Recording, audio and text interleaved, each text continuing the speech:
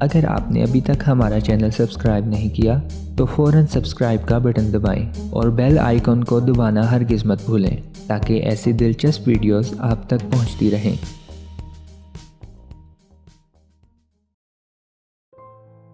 Heart attack کی وجوہات۔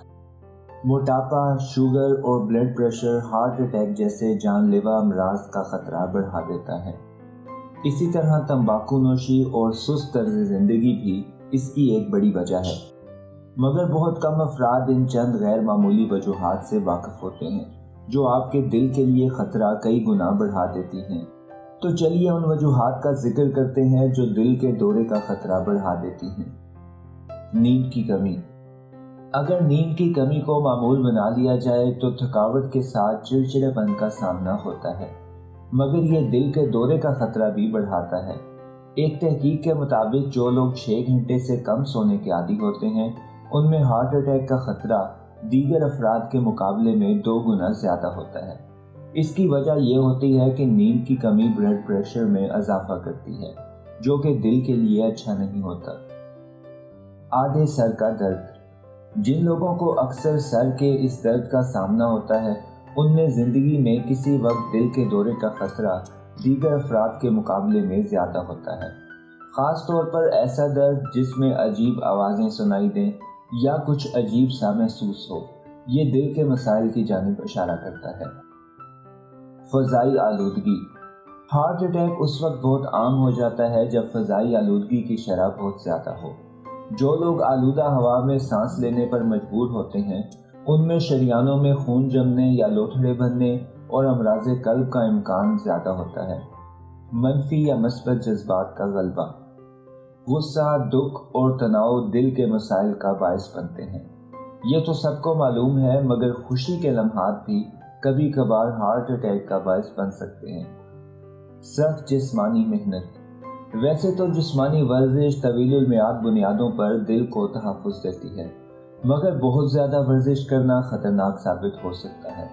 لگ بھگ 6% ہارٹ اٹیک شدید جسمانی محنت کے نتیجے میں سامنے آتے ہیں، خاص طور پر غصے یا پریشانی کی صورت میں بہت زیادہ جسمانی سرگرمیوں سے گریز کرنا چاہیے۔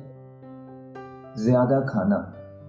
ایک امریکی تحقیق کے مطابق امراض قلب کے شکار افراد میں زیادہ کھانے کے نتیجے میں اگلے 2 گھنٹے تک دل کے دورے کا خطرہ 4 گنا زیادہ ہوتا ہے۔ بہت زیادہ مقدار میں خوراک جسم میں متعدد ایسے عناصر کو حرکت میں لے آتی ہے جو دل کے دورے کا باعث بن سکتے ہیں۔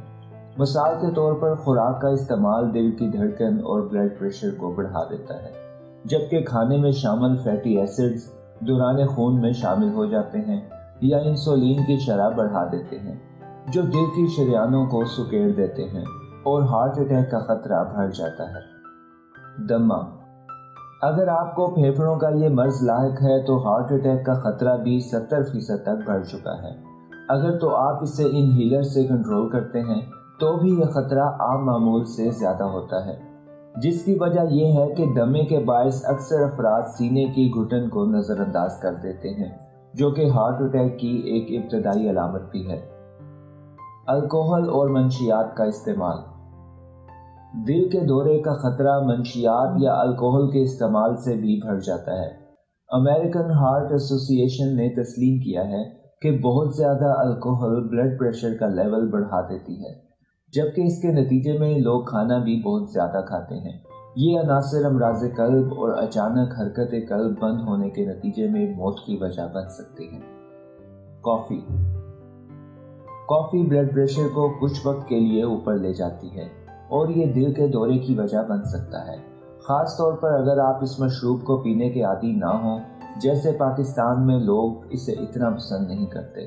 امریکن ہارٹ ایسوسی ایشن کے مطابق کافی میں موجود کیفین کی زیادہ مقدار کا استعمال امراض قلب کا خطرہ بڑھا سکتا ہے، تاہم اعتدال میں رہ کر جیسے روزانہ 1 یا 2 کپ کافی پینا نقصان نہیں پہنچاتا۔ نزلہ زکام۔ جب جسمانی دفاعی نظام نزلہ یا زکام کا مقابلہ کر رہا ہوتا ہے تو اس سے ہونے والا ورم دل اور شریانوں کو نقصان پہنچا سکتا ہے۔ ایک تحقیق کے مطابق سانس کی نالی کے انفیکشن دل کے دورے کا خطرہ 2 گنا بڑھا دیتے ہیں، مگر یہ خطرہ اس وقت کم ہو جاتا ہے جب یہ انفیکشن قابو میں آ جائے۔ सर्द मौसम शरियानों को सिकुड़ने पर मजबूर कर देता है और दिल तक खून का पहुंचना मुश्किल हो जाता है। इससे हटकर भी इस मौसम में दिल को जिस्म गर्म रखने के लिए ज्यादा मेहनत करना पड़ती है। बहुत ज्यादा गम।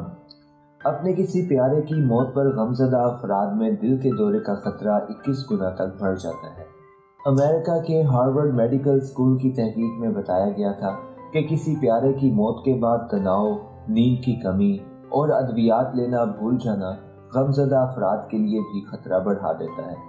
तहकीक में बताया गया था कि किसी प्यारे की मौत के पहले रोज़ ही गमज़दा अफराद को दिल के दौरे का खतरा 21 गुना ज़ायद होता है, जबकि पहले हफ्ते के दौरान ये खतरा 6 गुना होता है।